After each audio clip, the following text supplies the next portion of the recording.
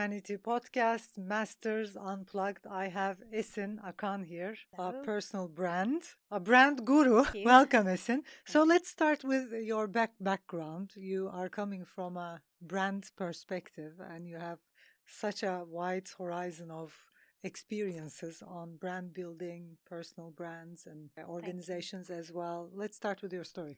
Well, I spent years working in the luxury goods industry, making, designing and sourcing luxury bags for big brands such as Burberry, Anya Heinmart, where I learned a lot. And during my time at these big luxury brands, I noticed that women are overpaying for logos Yeah. and for impractical designs. Yeah, we actually know that. It's interesting, Yes. but we know that. And this is why I started my brand. I wanted to Yeah. offer a completely new, fresh brand to consumers Mhm. that blends practicality with highest quality materials and sustainable materials, Yeah. and that work around women's lifestyle and needs. And so Mhm. that's what I offer So in my how brand, many? Esin Akan. Yeah, how many years have you been a professional working with the biggest brands in the world?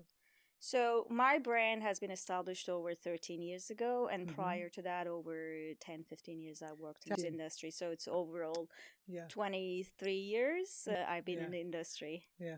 And I sometimes think that our life experiences in our past are the way they are because they are preparing us for something. And I Correct. see it in your story as well. You have Correct. been prepared with, what you've been doing, all of your connections, all of Yes. the experiences. I think you So, have been prepared to build a brand. yes, I think it's a step-by-step approach. In every phase, I learned something from my past experience. And coming back to the brand, whatever I didn't like that I was or my team or my company was While doing, building bags. while building bags, Ba- I corrected them when I moved to my own brand. Okay. And still every day in my own brand, I improve things every day.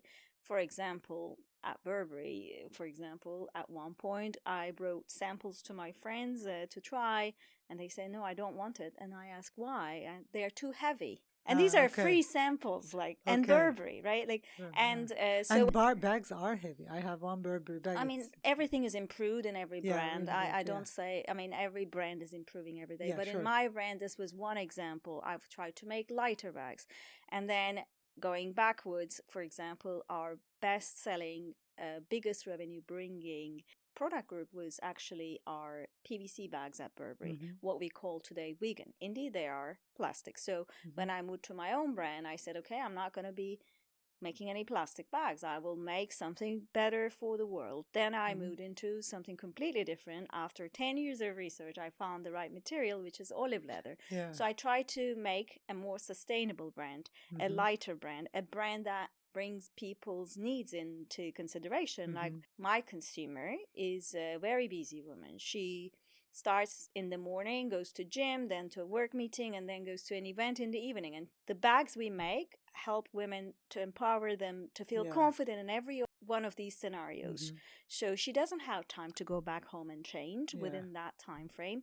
So all the bags we make are also designed to help women feel stylish, confident in everywhere they go. So these are things I corrected. And I'm wondering, how was I mean, like with your approach, I believe you already did in your past experience, you did speak about, what doesn't work for women in the bigger brands as well. But what are the reasons why the other bigger brands aren't doing what you're doing right now? Like, is it the Okay. prices? Is it? Well, here we stand right at this Because I don't So think they can compete with you, and you don't compete with them. This is a different. This is a different story. Everyone has a different positioning, yeah. and I think our brand stands right in the crossroads of where here on one hand we have traditional luxury brands that are over £2,000 today, and here we have sustainable or practical bags that are sacrificing on the design and quality of a luxury brand.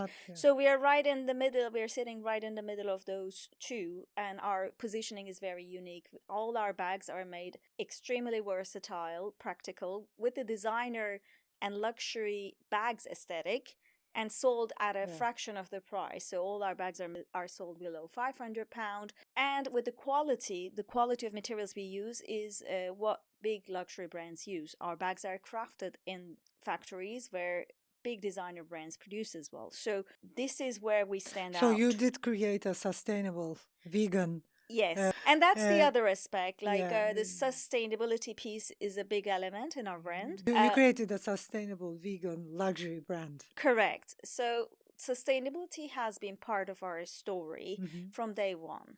We have been making bags made out of byproduct of food industry, leather that is byproduct of food industry, as well as we have zero waste policy, so no leather scraps are wasted. We use them in small leather goods. Or we planted a tree for every bag sold. So these have been always part of our story and sustainability philosophy. And our most recent innovation is the olive leather bags, and it has been a natural progress due to the market demand, right? Like the luxury That's market actually is how going I got towards... interested in Esin Akan bags, because it's Everyone asks, what is olive leather? What is olive? So yeah. here's the story. When I was at Burberry, I was in charge of the vegan material, the PVC material, the development of that. So I learned a lot about how to develop non-leather products and materials. So, but for years I've been researching for a sustainable material that's not plastic heavy. So, and most of these plant-based ones I have investigated, like apple, grape, cactus, this and that, at the end wasn't sustainable enough or durable enough for me. Flying cactus leather from, I don't know, Mexico to Italy is not sustainable to begin with. Also, for example, apple leather didn't turn out to be durable enough, in my opinion, because they peel and stuff. So, and with a bag, you need a durable material. You carry heavy stuff inside, sometimes a laptop. So the material needs to be durable and long lasting. So then I was introduced to the olive leather. Still, when I met the company that makes the olive leather, the material wasn't good enough to use in bags, but we worked together with the supplier to develop our own exclusive material that we can use in the bags. And it was tested over 2 years. Yes, it mimics the real leather. So it has the luxury feel and look of the real leather. It's hard to recognize the difference. However, the difference is, of course, it's a plant-based material. It's made out of olive oil industry. After the olives are squeezed for their oil, we turn that sediment into a leather-like material. It's biodegradable, it's circular, it's sustainable, and it's long lasting. So finding all these, and the luxury feel and look, finding all these 5 elements in one single material took me over 10 years to find. So I'm very proud of how we brought it to life. In the beginning, we offered this as only a pre-order, which then saw a huge demand. On Kickstarter, we were 400% overfunded, which gave us the courage to launch this collection on our website. Now it's available in our best-selling styles, but certainly I would like to offer in more styles and more colors. So that's the next step. And you have different colors as well. I have one in oat. Yes.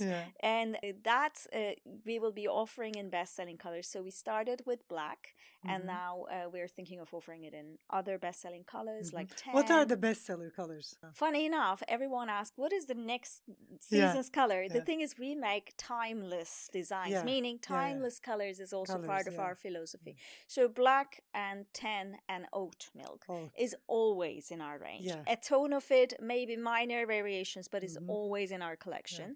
And on top of that, for spring or winter, we add different colors. Like for next year, it seems like green is going to be big, so we're working on the different tones of it.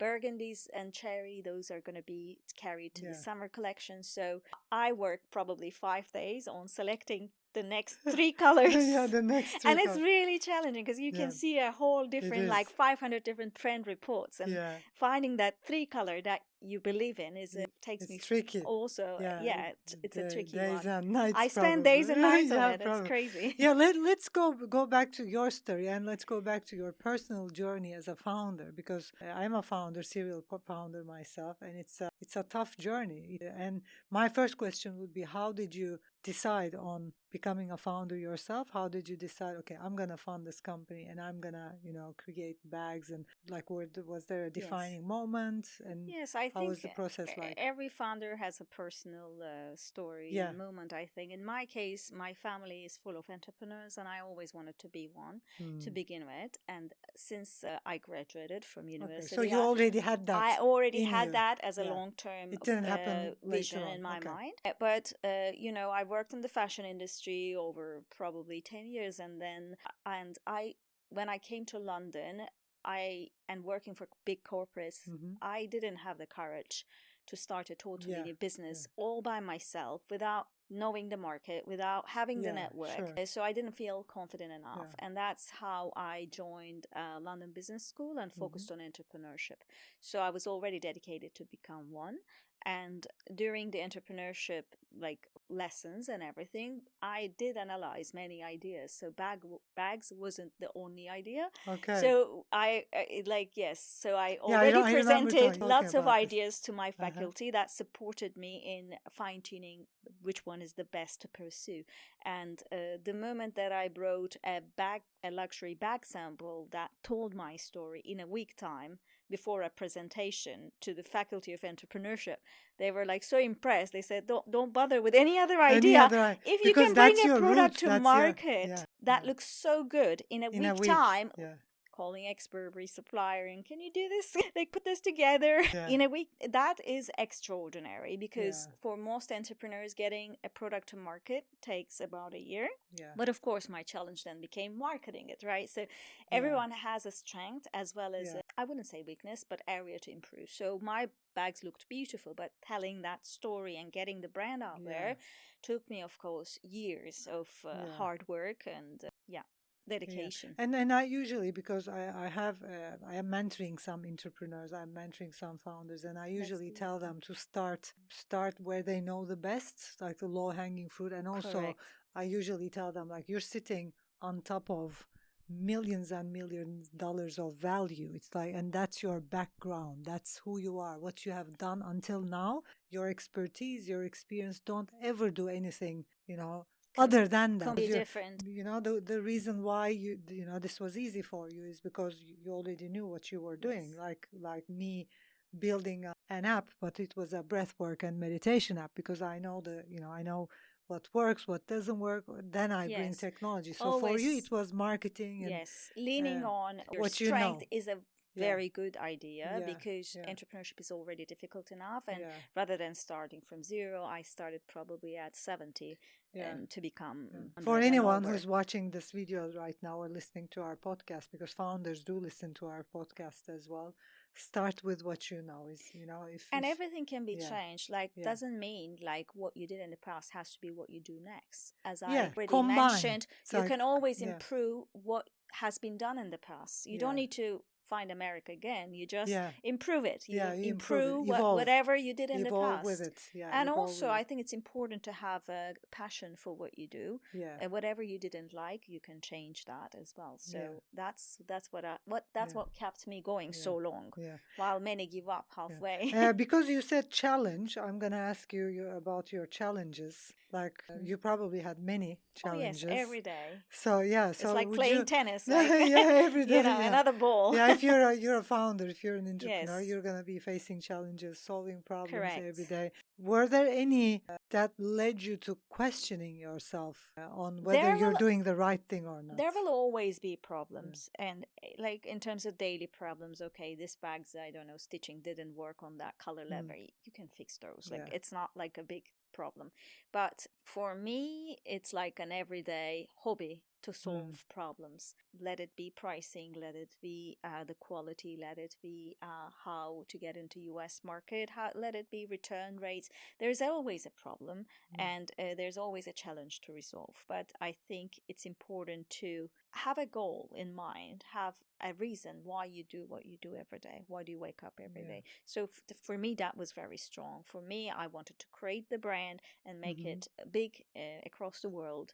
And that is good for the planet, that's good for women. So I'm proud of what I do, and any problem that comes, I lean back into why I do this, and it's easier for me. In the beginning it was way more difficult, of course. In the first 3 years is way harder, funding it, having that stamina, having that problem solving skill. It's not, doesn't come overnight, but after 3 years I think it was way more settled. I think the most difficult part when I ever questioned it was like, I would say I have a mind of creativity as well as business.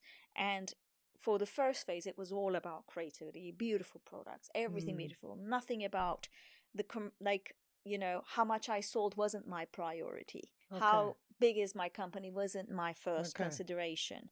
So let's create the best product. I think you start there as a founder. That's correct. But then later at the stage, then you're judged based on how big is your brand, what is your market price, like all those questions started coming up. So there I started noticing I can do that as well. And let me focus that. But there was that transition, and having both awareness, it didn't come overnight. It took me years. And now I blend both, and it's okay. And I'm also proud of how it's evolving. But yeah, that's the only moment I started question, should I not do it? Because commercially it wasn't like at the place I wanted it to be at some point, and I had to fix things. But when I look back into why I do it, then I have a lot of reason to fix whatever was wrong on the other side. How do you balance your personal life and a business life, or do you ever balance? Balance? What's that? No, I try. So I had to admit, in the beginning of my and you're still a solo founder, business, right? It may look like solo founder, but I have a lot of help. Like I have a team that helps me on everything. But yes, I have the company. Yes, I have been the CEO and founder of the company for over 13 years now, and I like that. Because it's very easy. I try to hire people that are specialists in their areas, whether call it leather specialist or marketing or operations or quality control. Everything is done by someone specialized in their area. So I work with a big team of people that help me on different areas. And I got lost in the question. No. How do you? You got lost because there is no balance for entrepreneur. I don't work at the weekends. Okay, you don't. And great. I try to stop working after 6:37. So, and I try to get enough sleep. Okay. And I do yoga to keep balance. And I spend time with my family and friends. And try to. And are you able to fully unplug yourself? And how do you unplug yourself? And what does unplug mean for you? It is difficult in the beginning. I think I managed to find a balance after many years doing it. So when it's time for family after 6 or 7, I just shut down the laptop. Whatever is the problem has to wait for tomorrow. Nothing is the world is not gonna collapse if it waits for one day. So that's how I started thinking. And also at the weekends, I need my weekends to re-energize myself, get inspiration, understand, even talking with a friend or going for a coffee somewhere with another, group of girls, give me inspiration about what women want. So it's still talking about unplugging. No, I'm never unplugged. At the background, it still continues working. Sure, because you're fixated on that idea. But I have to get that inspiration period and time to energize myself, to go back on Monday and do what I do. So where is Esin Akan heading, the brand Esin Akan heading, not you personally, but the brand Esin Akan heading in the next 5 to 10 years? So what are the goals? I know you are in big brands and also shopping centers, department stores. So it's been over 10 years, and we have our growth hasn't been always steady, but in the past 2 to 3 years, I think it's growing steadily. And we have been working with Macy's over 6 years now. And in the last 1 year, we have started working with Nordstrom, which is going extremely well. So growth in our existing partners is one thing. And now because of whatever we put on Nordstrom sells, so we launched our olive leather bag range there as well, which is doing very well, as well as our jewelry line. That's new, if you have noticed. Yes, I have. So yes, these are also. And I also checked them out on the website. So they're very new. Also the head Oh, hair. hair Yes, they clips are and stuff. actually Yeah. part of our zero waste policy. Like they're Okay. scraps of leather Okay. leftovers. But yes, so launching the jewelry line, launching the sustainable olive leather range at our existing partners is number one Mm-hmm. priority at the moment, and see how that goes. On our website, we have a lot of repeat consumers on those new range, so that's very encouraging. Mm-hmm. And of course, also growth through further luxury retail partnerships. I don't know, such as Farfetch, Bloomingdale's is in our Yeah, list, wish Bloomingdale's list. has.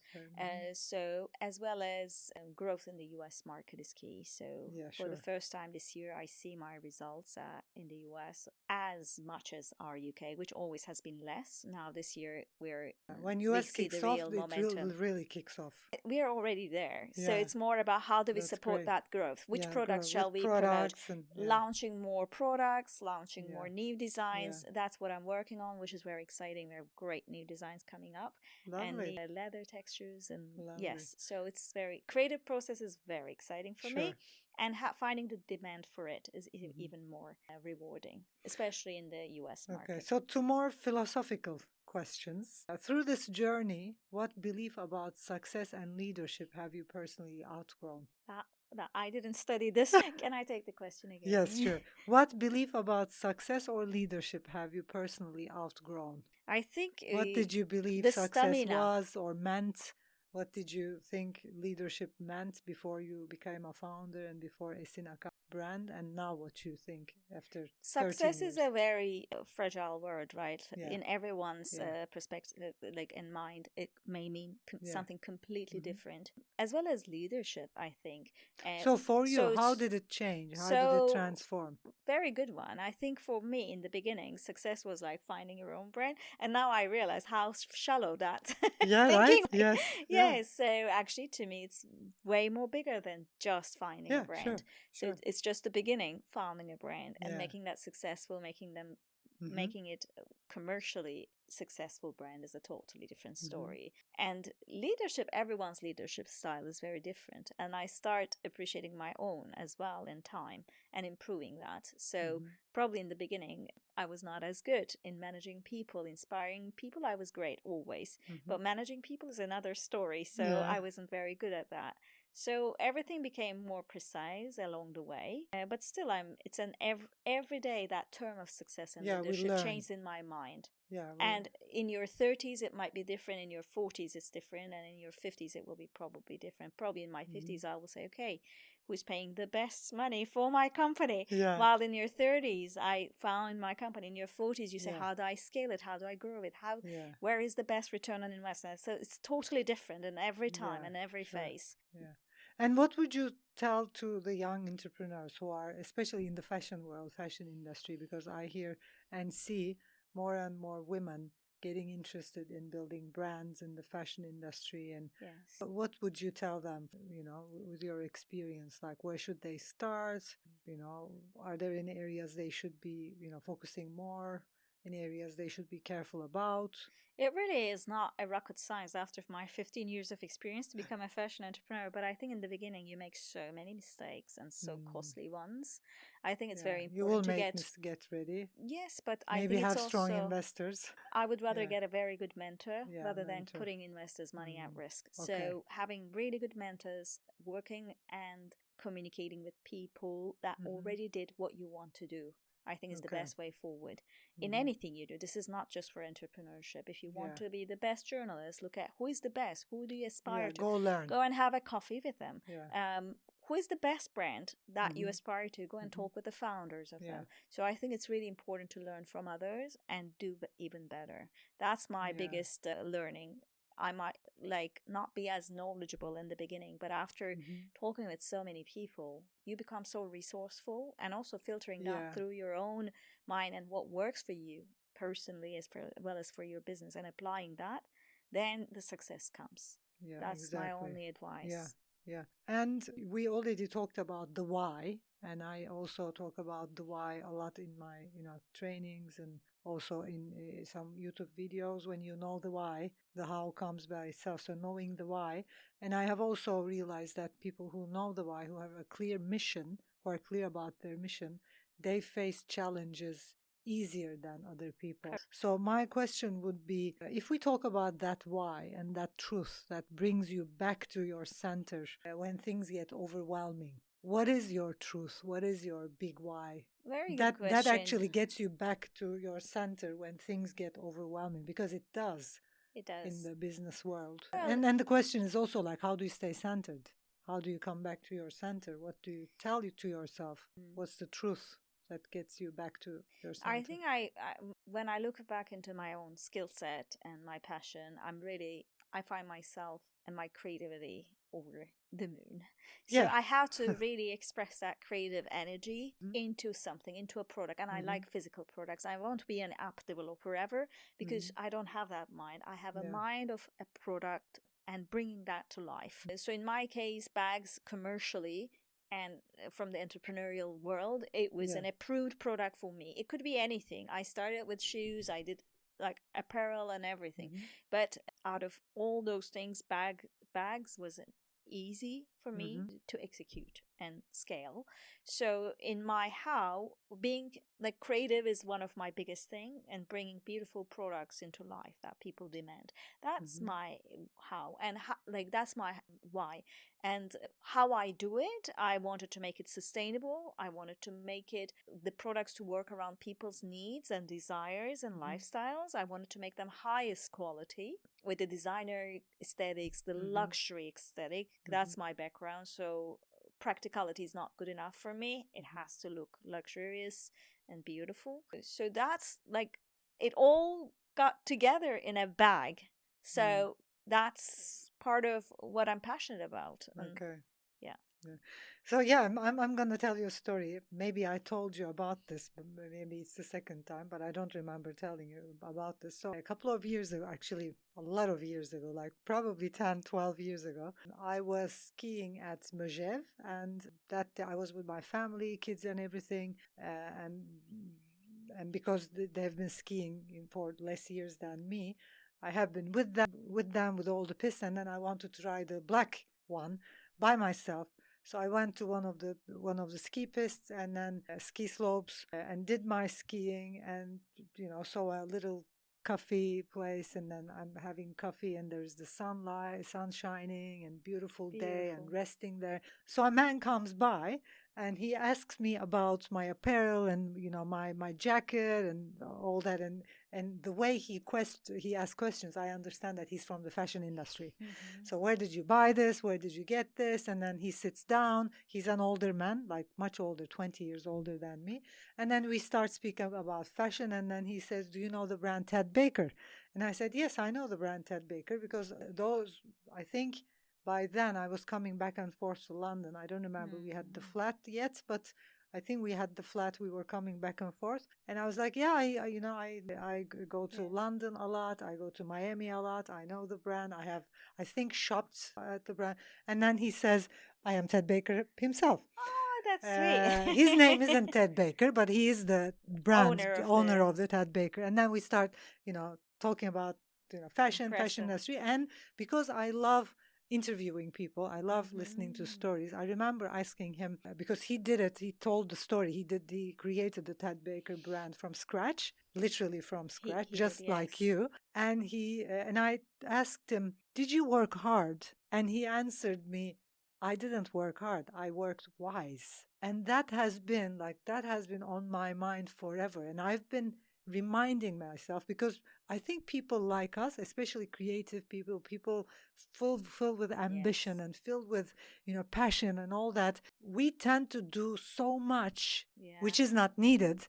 So every time I'm like I'm like doing literally too, and it's not even about the burnout. It's like we don't get results by doing much. We get results by being the wisely, deciding wisely. So that stuck with me 100%. Over the years, and every time I find myself in a rush and trying to do lots of, I'm like, stop, sit in silence, just back up, just go out of, just stop what you're doing and just cool down and decide wise and think wise, and I think that's a great message for everyone. So my question would be like, now, because it's been 13 years and you've been in the business world for, Yes.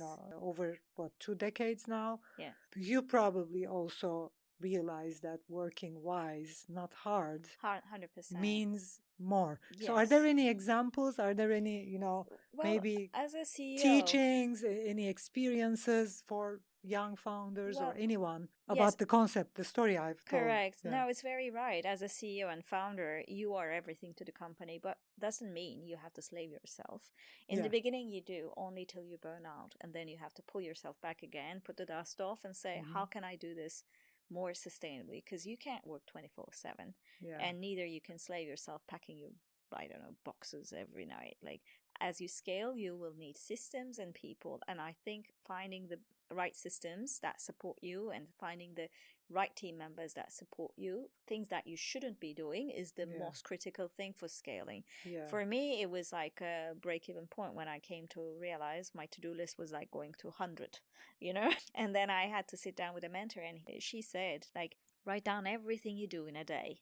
And then write down who else could be doing that task for you Yeah. out of your existing network, existing support system, existing Yeah. family, whoever, but Mm. find a person to do that job for you for things that could be easily delegated and could Yeah. easily be done. So that was the beginning of my delegation, revolution and process. And Uh-huh. I started delegating everything, right? Yeah. And it became a kind of hobby. At one point, I wanted to delegate all my daily housework tasks, like, Yeah, and sure. that's where it goes. After one point, you get so much joy out of the time left for you, and then you have time to breathe and think about what really actually is important and moving the needle. This is the time and Yeah. space I started thinking strategically. Okay, what will really Mm. move my business to the next level, right? Sustainability, launching a completely new collection, working with the supplier. It was joy. I loved working, developing on new materials.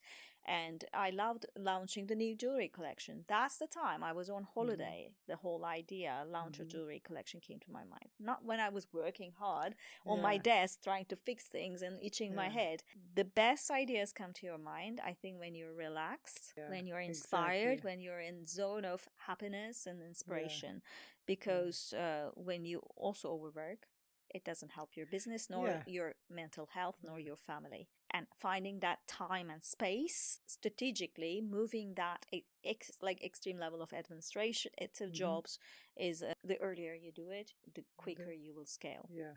Yeah. And as a CEO, I think as a business owner, as a CEO, as a founder, we need to understand that working on our business is very important, and also being 100%. on top of things. I think it's a big word for a CEO and a founder. Yes. Like, be on top of things instead of in the things, because when you're in, like the other workers, I say, it's like your work is not to become a worker. Your work is to be on top of things, Yes. managing and governing and And inspiring strategic, people, inspiring, and because in people are strategic, also want to. strategic anything, like Yes. strategic partnerships and strategic thinking and Correct. wise steps, and Yes. that needs deep Thinking thinking time. process. It's like it Yes. needs a deep Yes. thought process. Networking, going out, telling your story, Yeah. meeting people. These Yeah. are, I didn't appreciate networking as much in the beginning Hmm. of my job. I was all constantly on my desk, designing, doing product development and Yeah. everything, but that doesn't scale your business. Hmm. Yes, you get the product out, but like people don't know about it. So Yeah. getting out there and talking with people sometimes brings so many interesting stories, new connections, and opportunities together. It's Yeah. unbelievable. So, Yeah. I mean, personally, I'm still not good with networking. I don't like the word. I'm not good with a lot of people. I like one-to-one. I think either one-to-one relationships, communication. So I'd rather connect with someone online and then meet them in person that's for a half also an a hour. way of Yeah, that's form of also, yeah, a networking, form like of networking. meeting Than that going you're to a, interested in. 100%. seminar No, I full don't of mean people. partying Yeah. every night. I Yeah. wish that was the case. Yeah. No, when I talk about networking, it's like finding people that are Finding like-minded with people you. And aligned, you can if in partner. my case it's Yeah. entrepreneurship, female founders, Yeah. I don't know, fashion founders, Yeah. sustainability, these are all my areas of interest. And Hmm. finding groups of people in your area of Hmm. interest and being connected with other Yeah. people is very educating, Yeah. and that learning also helps you inspire, go back to work with a lot of new ideas. So another question which I am wondering is, people talk about the fashion industry, because I'm not in the industry, but people talk about and say things like fashion industry is toxic and it is this and it is that. So competition is huge. It's tough. It's hard. Don't go there. If you're all not already famous or you don't have a name. What do you think? Well, I agree with all of those things. Yeah, you do? It is very difficult. And Sorry, bir dakika. Just a second. Editlerle. Zeynep, çekimdeyim. Gittin mi eve? Evet canım. Alba da mı geliyor? Okey, selam söyle. Sonra çok geç olursa annesi falan alamazsa sen Bırakırım geldi. Bırakırız seninle birlikte. Hadi bye. Yes, sorry.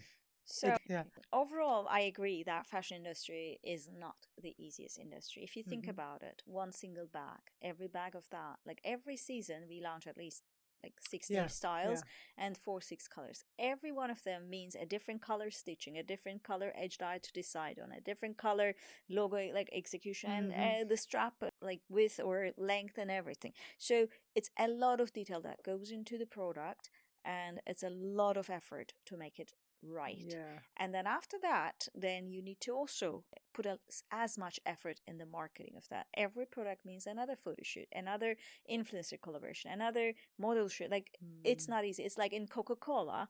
I don't undermine. It's also a big business, but like you launch one can of Coca-Cola, the same exact product.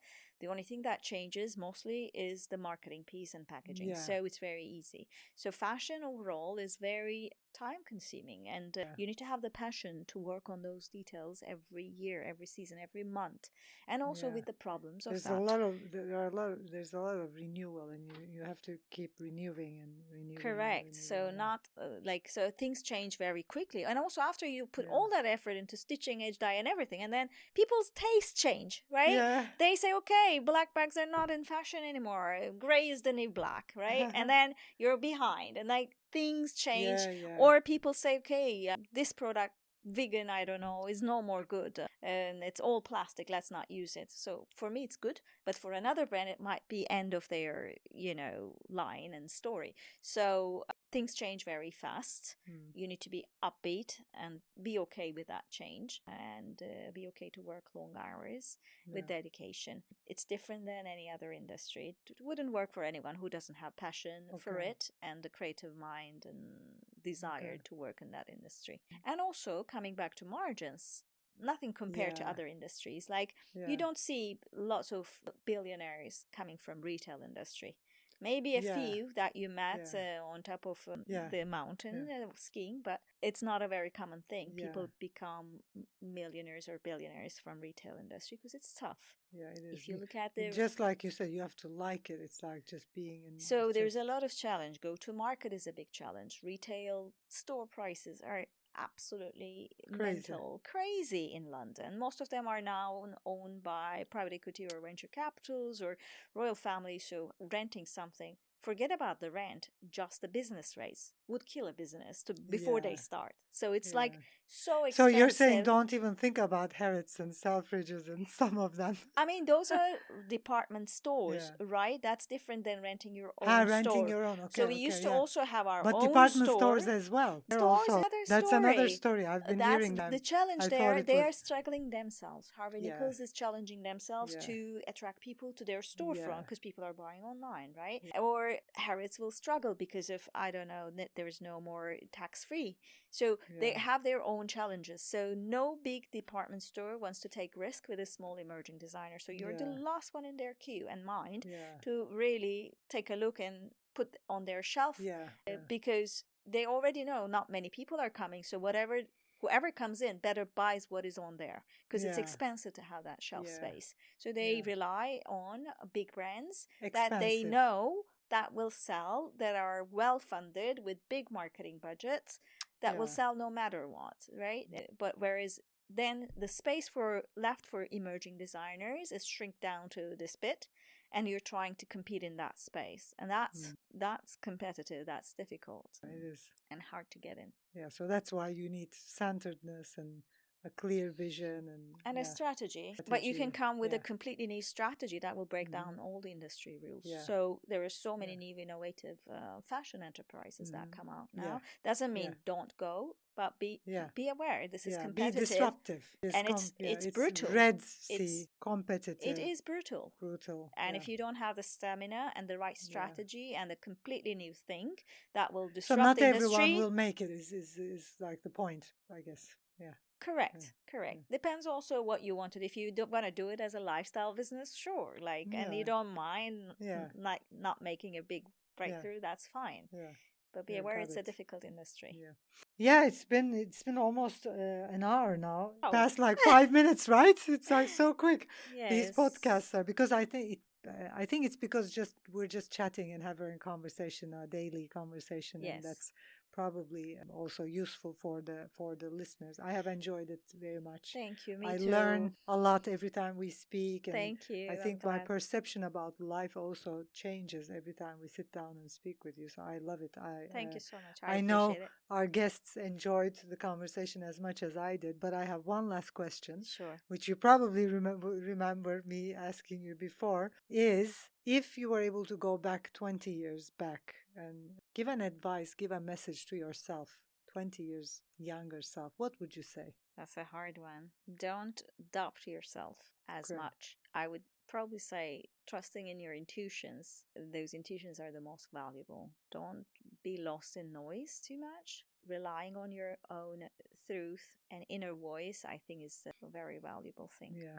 I wouldn't lose so much time. Yeah. It's very interesting because the answer to this question when I ask to females is almost every time alike. Like it's every time it's don't listen to the voice because it's kind of like There's women so as much women noise. as women we know it's like if you stay centered because we are I mean that's the reason we give birth to children. We are directly connected with the creative energy, the universe, the Correct. universe energy. So it's kind of like we know the pattern.